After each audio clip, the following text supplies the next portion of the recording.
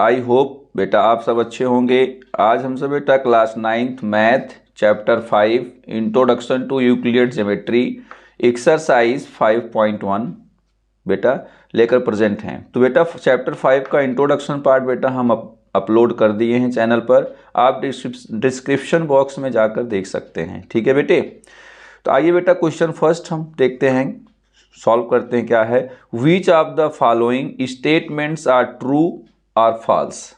ठीक है बेटा, और give reason for your answer. जो हमारा आंसर होगा बेटा उसका हमें रीजन देना है, कारण देना है। ठीक है बेटे, तो आइए बेटा फर्स्ट पार्ट देखते हैं। फर्स्ट क्वेश्चन का फर्स्ट पार्ट क्या कहता है कि only one line can pass through a single point.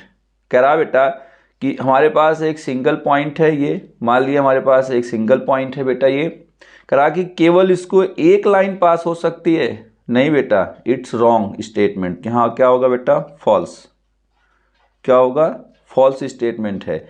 जैसे बेटा हमारे पास, आइए देख लेते हैं सॉल्व करके। ये देखिए बेटा हमारे पास पॉइंट ए है, तो ऐसे देखिए इसके बेटा हम बहुत सारी लाइन को इससे पास कर सकते हैं, ड्रॉ कर सकते हैं। ठीक है बेटा, मेनी लाइन्स। क्या होगा बेटा, many lines pass through by one points, single point. ठीक है बेटे, तो लिख सकते हैं false because many lines can पास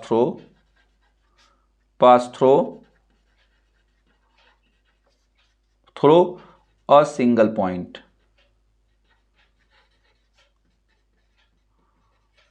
ठीक है बेटे, आइए बेटा सेकेंड पार्ट देखते हैं। सेकेंड पार्ट क्या है, there are an infinite numbers of lines which pass through two distinct point. क्या करा बेटा, हमारे पास टू डिस्टिंक्ट पॉइंट है बेटा। इस मान लेट कर देख लिया मैंने, वन पॉइंट है बेटा ए और दूसरा पॉइंट हमारा बी बेटा।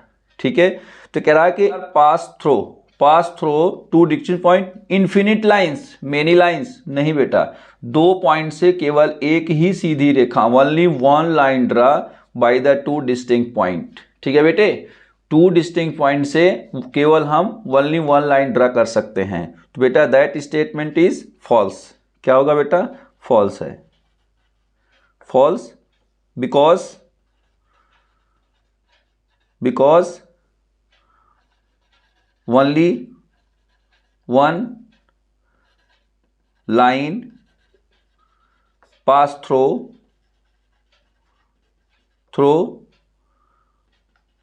two distinct point।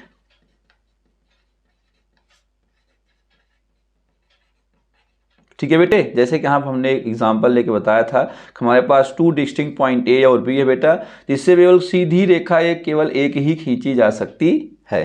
ठीक है बेटे, आइए बेटा पार्ट थर्ड देखते हैं। पार्ट थर्ड क्या है कि ये terminated line can be produce इंडेफिनिटली on both side. बेटा आप सबसे समझिए कि टर्मिनेटेड लाइन मीन्स क्या होता है। हमारी लाइन बेटा ऐसे होती है जो पे दोनों तरफ क्या होता है, एरो होता है। तो ये इंडिकेट करता है बेटा कि इसको हम इधर भी बढ़ा सकते हैं और इधर भी बढ़ा सकते हैं, ये एरो इंडिकेट करता है। ठीक है बेटे, लेकिन हमारी टर्मिनेटेड लाइन बेटा ये है जो दोनों तरफ से शांत होती है। टर्मिनेटेड का मतलब होता है बेटा शांत लाइन। क्या होता है बेटा, शांत। टर्मिनेटेड का मतलब होता है शांत। ठीक है बेटा, तो हमारी जो ये कह रही है कि terminated line can be produce इंडेफिनिटली on the both side. बेटा हमने आपको इंट्रोडक्शन पार्ट में पोस्टुलेट्स पढ़ाया था, तो पोस्टुलेट्स आपकी जो टू थी ना बेटा, वो कहती थी कि terminated line can be produce in both side इंडेफिनिटली। ठीक है बेटा, तो क्या होगा हमारा, ट्रू होगा, true. That statement is true बेटा according to postulates 2। ठीक है बेटे, तो बेटा अगर आपको पोस्टुलेट्स और एग्जाम के पता है तो आप इंट्रोडक्शन पार्ट जा करके इस चैप्टर का जरूर देखिएगा। ठीक है बेटे, आइए बेटा फर्स्ट क्वेश्चन का फोर्थ पार्ट देखते हैं। क्या है, if two circles are equal then their radii are equal. कह रहा बेटा if two circles are equal, yes बेटा, तो ये ट्रू होगा, true because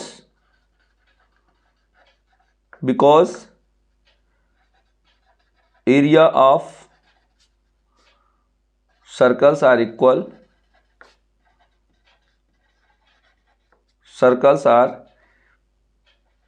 equal, then their radii are equal. क्यों बेटा, आइए हम देखें, डिस्कस करते हैं। ये बेटा ट्रू स्टेटमेंट है कि बेटा अगर हमें किसी सर्कल का एरिया निकालना हो तो क्या होता है, फार्मूला एरिया ऑफ सर्कल किस पर डिपेंड करता है बेटा, आर पर डिपेंड करता है। किस पर बेटा, आर पर, जैसे पाई आर स्क्वायर होता है। तो इसमें देखिए बेटा किस पर एरिया ऑफ सर्कल डिपेंड किस पर है बेटा, आर पर, रेडियस पर डिपेंड है। ठीक है बेटा, और यहां पर क्या करा, रेडी आर इक्वल, अगर बेटा उसकी रेडियस इक्वल है तो उसका एरिया भी क्या होगा, सर्कल का इक्वल होगा। तो वह फिर दोनों सर्कल आपस में क्या होंगे बेटा, इक्वल होंगे। इसलिए हमारी जो स्टेटमेंट है बेटा वो ट्रू है। इसका रीजन है because area of two circles are equal then their radii are equal. Okay बेटा, फर्स्ट क्वेश्चन का लास्ट पार्ट फिफ्थ सॉल्व करते हैं। In figure if A B equal to P Q, बेटा आपका ए बी है, P Q के equal है, and P Q equal, बेटा ये दोनों आपस में इक्वल है, A B equal to P Q, and बेटा P Q equal X Y, बेटा ये पी क्यू इक्वल जो बेटा एक्स वाई है, then A B equal X Y. Yes बेटा, अगर ये ए बी जो है दोनों को equal, P Q A B के भी इक्वल है बेटा, और A B X Y P Q के भी इक्वल है, तो हम कह सकते हैं सो कि A B equal to X Y. ठीक है बेटा, तो आइए देखते हैं। तो स्टेटमेंट क्या होगा बेटा, true, because things which are equal to the same things are equal to one another। ठीक है बेटे, ये हमारी क्या है, एक्सियोम फर्स्ट है। ओके बेटा, तो आई होप बेटा आप सबको क्वेश्चन क्लियर हुआ होगा।